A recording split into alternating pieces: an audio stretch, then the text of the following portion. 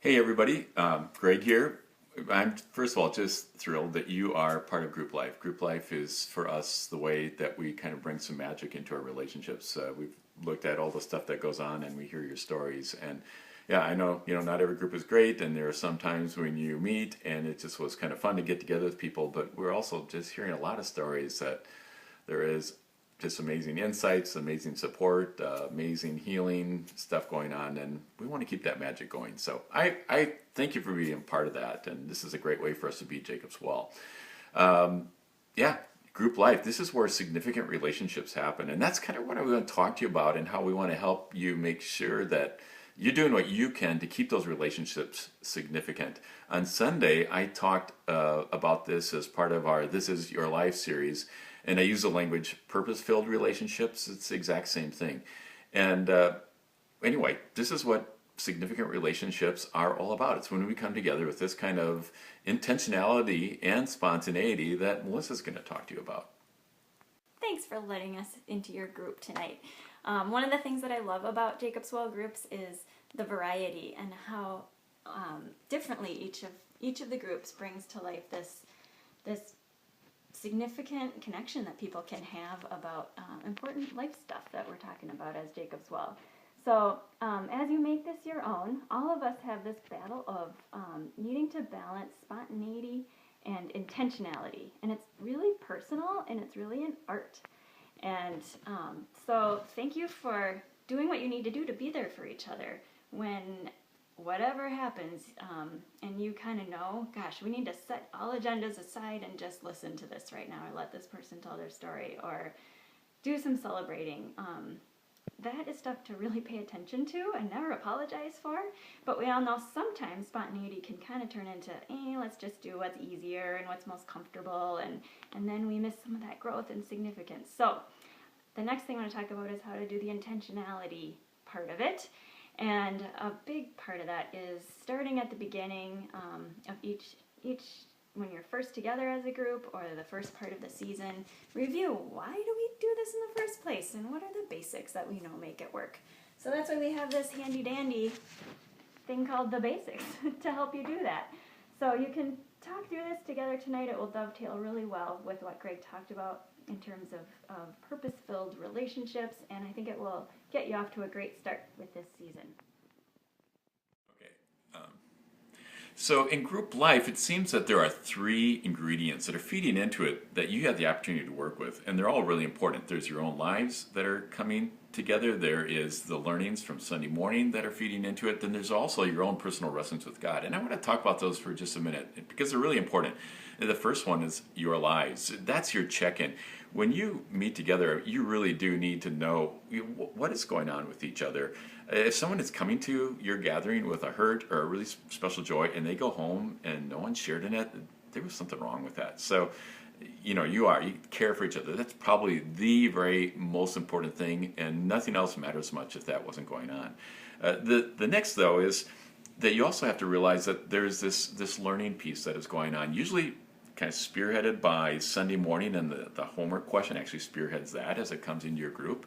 And this isn't an interruption, this isn't a break from your check-ins and your own lives, but it's really a way of helping you dig into what's going on in your lives and understanding it in a way that's really going to make that happen, or make it get some traction in your conversations and in your own personal growth.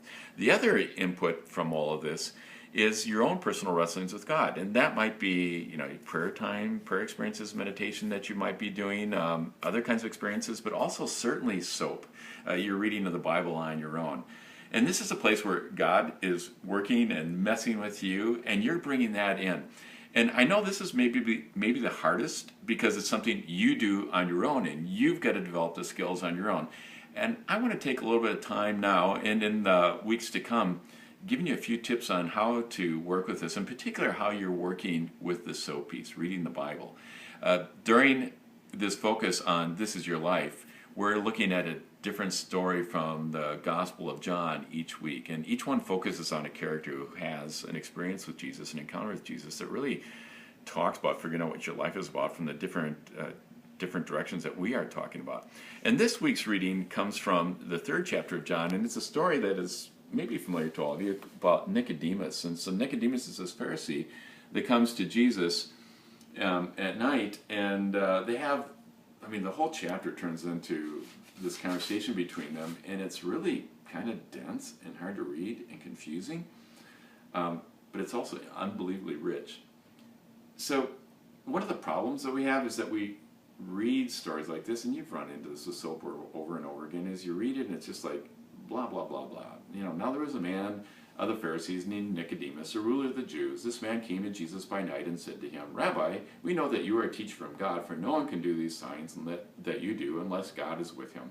Jesus answered, Truly, truly, I say to you, unless one is born anew, he cannot see the kingdom of God, blah, blah, blah. And it just, these characters are flat. This is all predictable language. We don't really engage with it. We don't really relate to it. Like, why am I reading this? Well, one of the things that I learned to do a long time ago, and I would encourage you to maybe try out, is to not let these characters be flat. The fact is that Nicodemus came to Jesus with something going on in him. He had an attitude. There was something that he was coming to Jesus with. He was either like highly questionable and taking Jesus to task, or maybe he was really, really earnest and searching and trying to figure out, get some real help from Jesus, and there's probably a lot of scales in between it. Same with Jesus. Was Jesus just trying to correct him? He's trying to put him in his place, or was he really seeing him as a humble person asking real sincere questions, or was he trying to engage him as an intellectual of the Jewish community and trying to debate some Old Testament concepts with him? So what if you try that? What if Nicodemus comes and he says, Rabbi, we know, that you're a teacher from God. No one can do these signs unless they come from God. But, and Jesus interrupts him and says, Truly I tell you, no one, unless they are born anew, can see the kingdom of God. What if it is that kind of, conflict, that tense sort of engagement? Or maybe it was like this. Maybe Nicodemus was hurting and really hoping, and he says, Rabbi, there's a lot of talk among the Pharisees about what you are or aren't, but the fact is, whether we're willing to admit it or not, but you're a teacher who's come from God, because there's nobody could do the signs that you're doing unless God is with him. And Jesus, stops what he's doing and turns and says, Truly, I tell you, unless you're born anew, you're never going to see the kingdom of God.